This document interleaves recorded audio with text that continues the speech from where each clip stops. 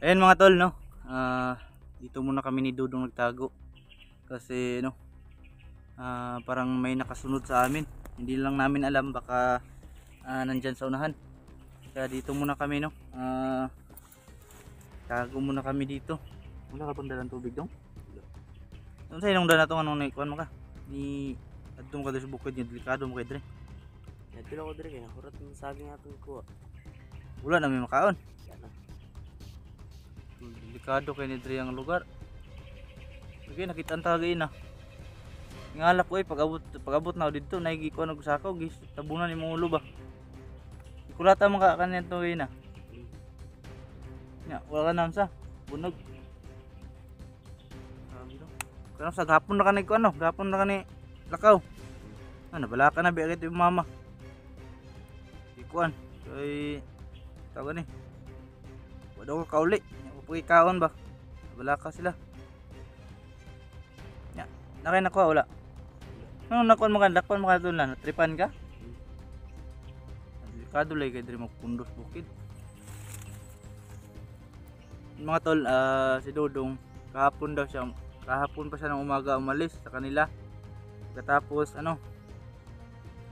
naghanap daw siya ng mga pwedeng makain kasi naubos na daw yung yung nahanap namin ng mga pagkain, yung saging at yung puso ng saging. Tapos nagtaka yung kanyang mama kasi hindi siya nakauwi kaagad pagka tanghali hanggang naabutan na ng dilim, no, ng gabi. Hindi pa rin siya nakauwi kaya tawag sa akin yung mama niya na magpatulong daw sa paghanap kasi kami lang ni Dudong yung nakapunta dito sa area, hindi alam ng magulang ni Dudong na saan itong area na ito. So hindi sila pumupunta dito kasi napakadelikado talaga. So buti na lang no, nakita natin si Dudong kanina doon sa may itaas, doon sa itaas banda. May motor oh.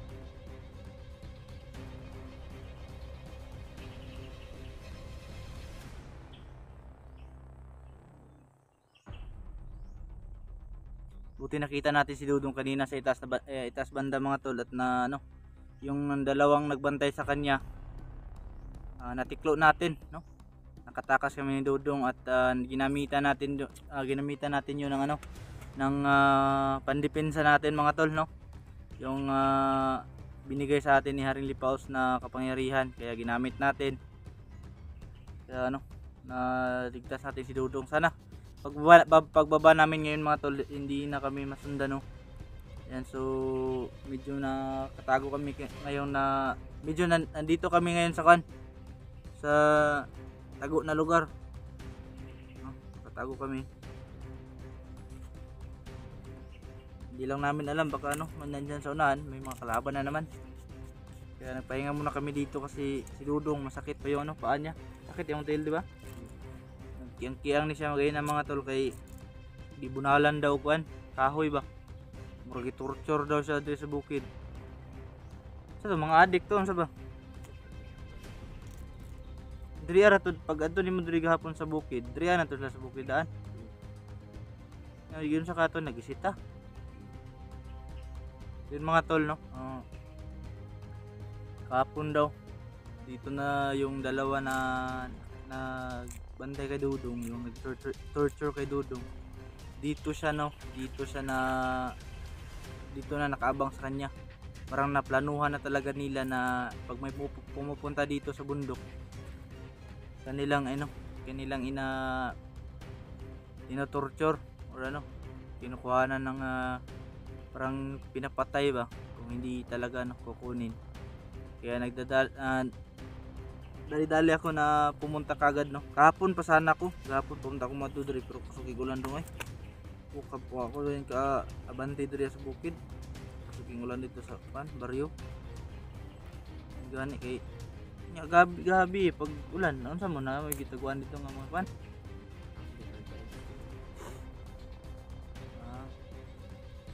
Hindi wala ka gidala dito balik sa pan. Kita na mo na ako sa pan. May dako nga bato doon sa patay nga sapa.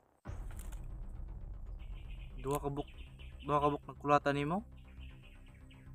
Grabe naman na sila eh. Oh. pa yung mga tingog dito. So yun mga tol, no? Asa pa yung mga kuwan mo? Asa pa yung mga sakit? Baga. Tingnan bali na.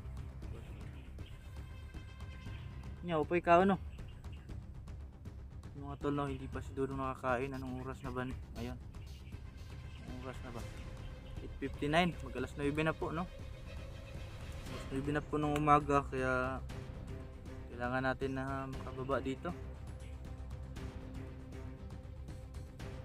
Or hanap muna tayo ng pagkain dito sa bundok.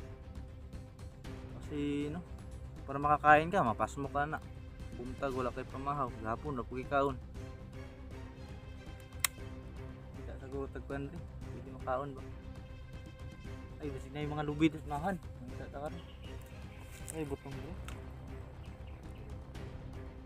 Kaya na tumangita ito sa babaw niya. Eh, no, grabe mga tol. Parang 3 beses na si Dudong hindi nakakain. Kasi, no, nabihag siya, no. Kanina nakita natin. Buti na itakas natin. Nabihag siya ng 2 tao. Parang napagtripan siya. Kasi sabi ni Dudong parang mga addict talaga yun. Nag-drugs mo kapag kuwan. Nag-drugs sila pag huli si mo ha. Nga wag ipakuan. Mga drug addict yun mga ton. Kasi naka-drugs daw sabi ni Dudong. Yung nahuli pa siya sabi ni Dudong kanina sa akin habang naglakad pa kami pupunta dito sa tago na lugar. Nag-drugs daw, no? Nag-drugs daw yung 2 lalaki. Daghan pa yung mga kauban dito sa dalang duwa. Daghan pa?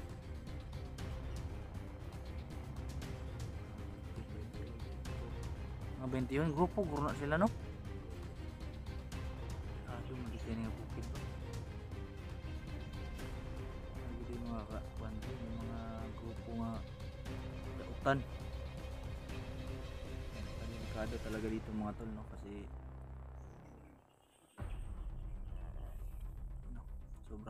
dahil sa sobrang hirap ni Dudong mga tol, nagawa niyang mag-isang pumunta dito sa bundok dahil naubos daw ang kanilang naubos na daw yung kanilang pagkain. Tapos hindi siya nakasabi sa akin na magpasama kasi umuwi din ako sa amin para may gagawin sa bahay. Tapos nabalitaan ko na lang sa kanyang mama na humingi na ng tulong.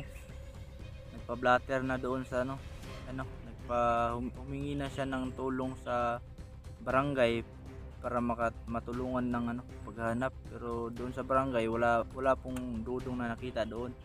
Kaya ito po napag-isipan ko na dito talaga pumunta si Dudong kasi sabi ng kanyang mama or yung mga magulang na naghanap daw si Dudong ng pwede makain. So dito yung unang naisip ko na location. Dito talaga. So yun mga tol, no? Siguro dito lang namin tatapusin yung video na ito kasi maghanap muna kami ng makain dito. Kailangan namin na makahanap. Tapos pag makahanap na kami, makakain na si Dudong. Kasi nakalimutan kong bumili kanina ng pagkain mga tol.